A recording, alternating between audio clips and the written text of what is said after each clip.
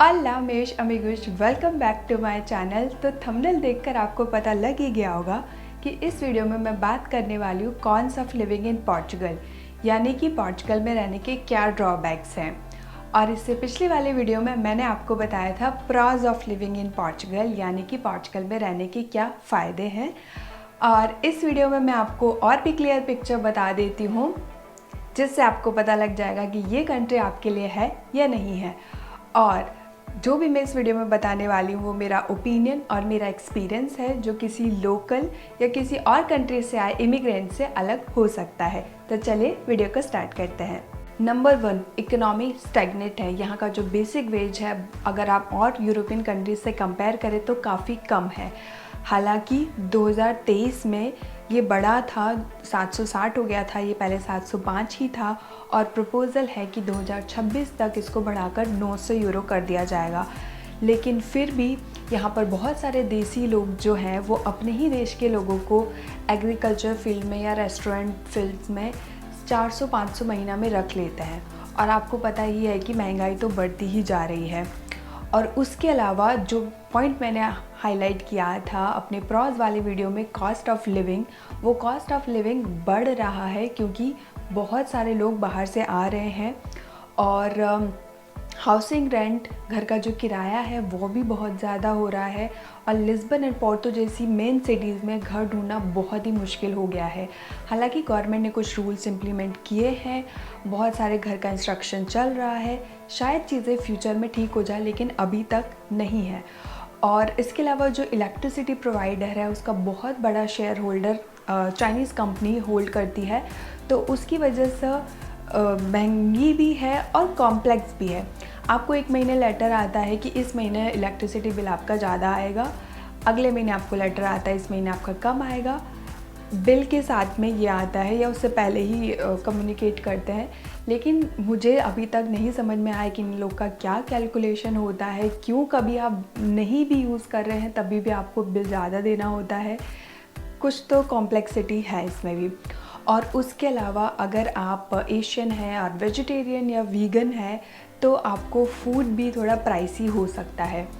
तो यहाँ पर जो बेसिक सैलरी का फंडा है उसकी वजह से बहुत सारे लोग, बहुत सारे प्रोफेसर्स, कभी प्रोफेसर्स का स्ट्राइक चल रहा होता है, कभी डॉक्टर्स का स्ट्राइक चल रहा होता है, कभी मेट्रोज़ का, कभी ट्रेन्स का। तो सब लोग डिमांड कर रहे होते हैं कि उनको ज़्यादा पे किया जाए। तो ये यहाँ का ड्रॉबैक है। जॉब मार्केट, तो जहाँ पर टूरिज़्म में और टेक्नोलॉजी में जॉब्स आती रहती है उसकी वजह से बहुत सारे इंडियन यहाँ पर आईटी फील्ड्स में जॉब करते हैं। अगर और फील्ड्स को देखा जाए तो वहाँ पर अनएम्प्लॉयमेंट देखने को मिलता है। रिसेशन की वजह से भी बहुत सारी जॉब्स नहीं मिल रही हैं। और यहाँ पर बहुत सारे कंट्री के लोग जो रहते हैं, जो कंट्री को वाइब्रेंट बनाता है वही जॉब को कॉम्पिटिटिव भी बनाता है। और इसी वजह से बहुत सारे पोर्चुगीज़ और भी यहाँ से छोड़ कर के दूसरी कंट्री में जा कर के शिफ्ट हो जाते हैं। तीसरा पॉइंट है ब्यूरोक्रेसी, मतलब हद है यार। इतने ऑफिस चक्कर तो मैंने कभी इंडिया में भी नहीं लगाए होंगे। और यहाँ पर लोग काम करने से कतराते हैं। पब्लिक सेक्टर में प्रोसेस कॉम्प्लेक्स नहीं भी होता है तो भी उसको बना देते हैं। और बहुत आम बात है कि आपको हर एक बंदा अलग अलग इन्फॉर्मेशन दे रहा होता है, जिसको लेकर के आप बहुत कंफ्यूज हो जाते हो। और मेरा पर्सनल एक्सपीरियंस है कि एक बार में कोई भी काम नहीं होता, चाहे आपको वो बैंक अकाउंट खोलना हो, चाहे आपको हेल्थ केयर नंबर लेना हो, एक बार में काम होता ही नहीं है। और अगर फिर आपको लैंग्वेज नहीं आती है तो आपका तो भट्टा ही बैठ गया। तो ये चीज़ें हैं। और एक चीज़ और आप यहाँ पर नोट करेंगे कि जब कोई बंदा काउंटर पे खड़ा होता है, पीछे कितनी भी लंबी लाइन लगी हो, वो आराम से उसी बंदे को अटेंड करते हैं, थोड़ा बीच में गपशप करते हैं। मतलब उनको नहीं फ़र्क पड़ता है कि हम कुछ जल्दी प्रोसेस करें, सामने वाला अगर कोई वेट कर रहा है, लाइन इतनी ज़्यादा लंबी है, कोई फ़र्क नहीं पड़ता। उनको लगता है कि यही बंदा लास्ट है, हमें इसी को अटेंड करना है अच्छे से। जो एक पॉजिटिव भी है लेकिन नेगेटिव भी है, क्योंकि आप थोड़ा फास्ट चीज़ें कर सकते हैं और ज़्यादा लोगों को अटेंड कर सकते हैं। और इसका एक सोल्यूशन मैं आपको बोलना चाहूँगी यहाँ पर कि अगर आपको कुछ इंक्वायरी करनी है, कुछ छोटा मोटा इन्फॉर्मेशन लेना है, तो इन ऑफिसेस में ना जा कर के आप किसी अपना कम्युनिटी का या फिर जो अपने फ्रेंड्स हैं वो मतलब फेसबुक पे जो एक ग्रुप बना हुआ है वो आप ज्वाइन कर लें और आप उससे इन्फॉर्मेशन ले लें ताकि आप कोई लाइन से बच सकें आप। चौथा पॉइंट है हेल्थ केयर। हाँ भाई हाँ, मुझे याद है मैंने अपने प्रॉज वाले वीडियो में बोला था कि अगर हेल्थ केयर अच्छा है, डॉक्टर्स अच्छे हैं, और मुझे यहाँ का हेल्थ केयर नंबर भी मिल गया था। लेकिन मैं आपको इस वाले वीडियो में जो मैंने आपको बताया कि यहाँ पर सैलरी कम होने की वजह से डॉक्टर्स भी यहाँ से किसी और कंट्री में चले जाते हैं जहाँ पर उनको और अच्छे ऑप्शन और अच्छी अपॉर्चुनिटीज़ मिल जाती है, और फिर यहाँ पर इमिग्रेंट्स ज़्यादा आ रहे हैं, तो डॉक्टर्स कम हो रहे हैं, लोग पेशेंट ज़्यादा होते जा रहे हैं। और फिर यहाँ पर क्या सिस्टम है कि आपको डॉक्टर से कंसल्ट करके जाना होता है। और यहाँ पर बहुत बड़ी चीज़ जो मैंने नोट की है, जो इंडिया में हमारे वहाँ पर गली गली में क्लिनिक्स होते हैं, तो हमें यहाँ छोटी मोटी बीमारी होती है, जुकाम खांसी बुखार ये सब होता है, तो हम ये क्लिनिक्स पे फटाफट से अपने गली के वहाँ पर चले जाते हैं और हमारा एक ना एक डॉक्टर होता है जिसकी हमें अच्छे से दवाई लग जाती है, मतलब हमें रिलीफ मिल जाता है। तो हमारी मम्मियाँ भी कहती है कि चलो इसको जाकर सुरेश अंकल से इंजेक्शन लगा लाओ, या इसको नेहा डॉक्टर से दवाई दिला लाओ, या रफ़ीक डॉक्टर से दवाई दिला लाओ। तो ऐसे होता है कि फटाफट से हमें अगर कुछ भी बीमारी होती है फटाफट हम जा कर के दवाई ले आते हैं। यहाँ पर क्या होता है कि यहाँ पर ऐसे क्लिनिक्स हैं नहीं गली गली में, और अगर आपको पब्लिक सेक्टर में ये जाना है, पब्लिक डॉक्टर्स जो हैं, जो हॉस्पिटल्स हैं, उनका फिर ये सीन होता है कि या तो आप कंसल्ट करके जाओ, यहाँ पर हॉस्पिटल्स है, या आप हॉस्पिटल में इमरजेंसी में जा सकते हो, लेकिन सच में आपको इमरजेंसी होना चाहिए, या फिर आप ये हेल्थ सेंटर्स में जा सकते हो।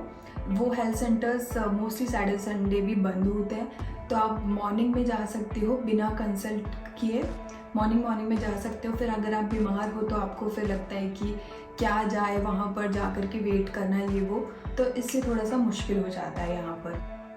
वेदर जो आप हर जगह सुनते हैं कि सनी पोर्चुगल है, मेरे वीडियोस में भी आपने सुना होगा, लेकिन वो सनी पोर्चुगल पूरा सनी नहीं है। यहाँ पर जो नॉर्थ पार्ट है वो सेंटर और साउथ की कंपैरिजन में ज़्यादा क्लाउडी रहता है, बारिश भी होती है, सनी होता है, लेकिन फिर भी यहाँ पर बारिश होती है जिसकी वजह से ह्यूमिडिटी हो जाती है और छत घरों में सीलन पड़ जाती है, और कभी कभी बहुत ज़्यादा बारिश होने पर छत टपकना भी आम बात है। तो जैसे मैं नॉर्थ इंडिया से हूँ, वहाँ पर 4 सीज़न होते हैं, यहाँ पर 4 अलग अलग तरीके के हमें स्वेटर पहनने पड़ते हैं, क्योंकि बहुत ज़्यादा ठंड होती है, फिर थोड़ी कम ठंड होती है, लेकिन हवा बहुत ज़्यादा चल रही होती है और बारिश भी साथ में होती है, और फिर सुबह और शाम को हल्की हल्की ठंड होती है, उसके लिए आपको शर्ट पहनना पड़ता है, और इसी तरीके से आपको बहुत सारे शूज़ के पेयर्स भी रखने होते हैं। स्मोकिंग, तो यहाँ पर बहुत सारे लोग स्मोकिंग करते हैं, लिटरली बहुत ज़्यादा 20% ऑफ अडल्ट यहाँ पर स्मोकिंग करते हैं। और मैंने ऐसे भी लोगों को देखा है जो हेल्थ को लेकर के बहुत कॉन्शियस होते हैं, जिम जाते हैं, अच्छा डाइट लेते हैं, लेकिन फिर भी वो स्मोकिंग करते हैं। स्ट्रेस, वो उस चीज़ को स्ट्रेस से एसोसिएट कर देते हैं, और या फिर थोड़ा कूल बनने के लिए भी करते हैं, लेकिन काफ़ी सारे लोगों को मैंने यहाँ पे स्मोकिंग करते हुए देखा है, और ये बहुत सारे और यूरोपियन कंट्रीज़ की भी यही कहानी है। तो यहाँ पर पहले से कुछ रूल्स चेंज हुए हैं, क्योंकि ऐसे क्लोज एरिया में भी मैंने देखा है कुछ लोगों को स्मोकिंग करते हुए। कुछ रूल्स में चेंजेस किया है, कुछ जगहों को रिस्ट्रिक्टेड किया हुआ है, कुछ टबैको पे भी टैक्स इंक्रीज़ किया है, लेकिन फिर भी काफ़ी सारे लोग आपको स्मोकिंग करते हुए नज़र आ जाते हैं यहाँ पर। उसके बाद है अल्कोहल, वाइन, बियर। तो यहाँ पर जैसे 18 इयर्स के बाद घर में भी लोग जो 18 इयर्स के हो जाते हैं तो वो पी सकते हैं आराम से, जैसे हम लोग नींबू पानी या लस्सी पीते हैं घर पर, तो ये लोग वाइन और बियर पी सकते हैं, कोई वो बड़ी बात नहीं। मुझे नहीं पता कितना अच्छा होता है वो हेल्थ के लिए, कितना नहीं, लेकिन मैंने बहुत सारे अडल्ट को देखा है कि वो 18 से कम होते हैं, लेकिन फिर भी वो कुछ पार्टीज़ में, कुछ क्लब में जा कर के, या फिर कुछ फेस्टिवल होता है कुछ भी, तो इतना ज़्यादा पी लेते हैं कि वो अपने आप को संभाल नहीं पाते हैं। और मुझे लगता है कि ये कोई अच्छी चीज़ नहीं है। अगला पॉइंट है ड्राइविंग। तो ये मेरा पर्सनल एक्सपीरियंस तो नहीं है क्योंकि मैं यहाँ पर ड्राइव नहीं करती हूँ, लेकिन मैंने बहुत सारे लोगों से सुना है कि यहाँ पर ड्राइविंग की वजह से काफ़ी एक्सीडेंट हो जाते हैं, क्योंकि कुछ लोग रूल को ठीक से फॉलो नहीं करते हैं, हॉर्न नहीं बजाते हैं या फिर सिग्नल नहीं देते हैं जब भी उनको टर्न लेना होता है, और स्पेशली जब वो राउंड अबाउट में होते हैं तब काफ़ी मुश्किल हो जाती है, और इसीलिए यहाँ पर एक्सीडेंट हो जाते हैं जैसे मैंने बोला। तो इन लोगों को अगर इंडिया की सड़कों पे छोड़ दिया जाए तो सरवाइव नहीं कर पाएंगे। और हाँ, मुझे ड्राइविंग से याद आया कि यहाँ पर जो मैंने अपनी प्रॉज वाले वीडियो में बोला था कि ट्रांसपोर्ट यहाँ पर बड़ी सिटीज़ में वेल कनेक्टेड है, तो वो बिग सिटीज़ में वेल कनेक्टेड है, लेकिन स्मॉल सिटीज़ में यहाँ पर ट्रांसपोर्ट नहीं मिल पाता है बहुत सारी जगहों पर। इसकी वजह से लोगों को अपना व्हीकल ही लेना होता है। Integration and social network. तो यहाँ के लोगों को आप क्लोज कह लो, रिजर्व कह लो, शाय कह लो, लेकिन उन लोगों से घुलना मिलना उतना ज़्यादा इजी नहीं है। और फिर अगर आपको पोर्चुगीज़ लैंग्वेज नहीं आती है थोड़ी बहुत भी, तो थोड़ा सा और मुश्किल हो जाता है। हालांकि बहुत सारे लोग बोलते हैं इंग्लिश, लेकिन आपके फूड चॉइसेस भी आपको अलग कर सकते हैं। जैसे अगर किसी आउटिंग के लिए बाहर जा रहे हैं, खाने के लिए बाहर जा रहे हैं, और आप वेजिटेरियन हैं फॉर एग्ज़ाम्पल, जैसे मेरे साथ होता है, तो मेजॉरिटी लोगों के अकॉर्डिंग उनको रेस्टोरेंट देखना होता है और फिर हम थोड़ा सा अलग फील करते हैं। और उसके बाद यहाँ पर बहुत सारे यंगस्टर्स जो आउटिंग के लिए जाते हैं या फिर बाहर मीटअप होता है या कुछ भी, तो वो कैफ़ेज़, पब्स या बार्स ऐसी जगह पर जाते हैं जहाँ पर ड्रिंक मिलता हो, और अगर आप ड्रिंक नहीं करते हैं तो वो भी आपको थोड़ा सा अलग कर देता है। लेकिन इसका मैंने सोल्यूशन बताया था जो आप इस वीडियो में देख सकते हैं कि आप यहाँ पर लोगों से कैसे और मिल सकते हैं, कैसे आप अच्छे फ्रेंड्स बना सकते हैं। तो ये वीडियो आप ज़रूर जा कर के देखिएगा। Language barrier. तो पोर्चुगीज़ सीखना भी बहुत ईजी नहीं है कंपैरेटिवली, और लैंग्वेज में देखा जाए तो ईजी है लेकिन ईजीएस्ट नहीं है। और मैं ये भी कहूँगी कि ब्राज़ीलियन पोर्चुगीज़ फिर भी आपको इजी लगेगी, लेकिन यूरोपियन टफ़ होती है, क्योंकि ये लोग बहुत सारे वर्ड्स खा जाते हैं और बहुत ही फास्ट बोलते हैं। उसकी वजह से आपको जो प्रोनाउंसिएशन होता है वो मुश्किल लगता है। ग्रामर फिर भी उतनी मुश्किल नहीं होती है। और अगर आपको यहाँ पर जॉब करना है तो बहुत सारी जॉब्स में, लाइक इवन ड्राइविंग की जॉब्स में आपको लैंग्वेज आना चाहिए।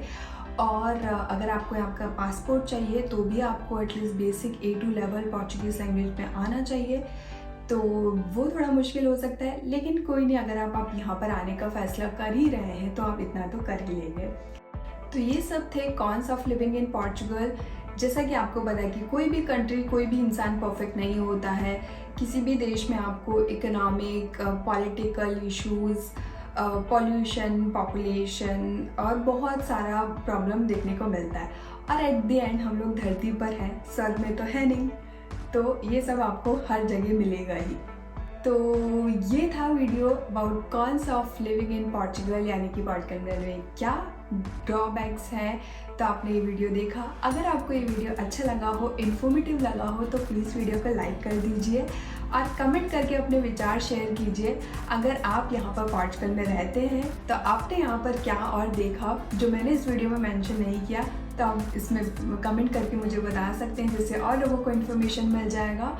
और अगर आप मेरे चैनल पर नए हैं तो चैनल को सब्सक्राइब कर लीजिए, बेल आइकन दबाना मत भूलिएगा। मिलते हैं नेक्स्ट वीडियो में। चाओ चाओ।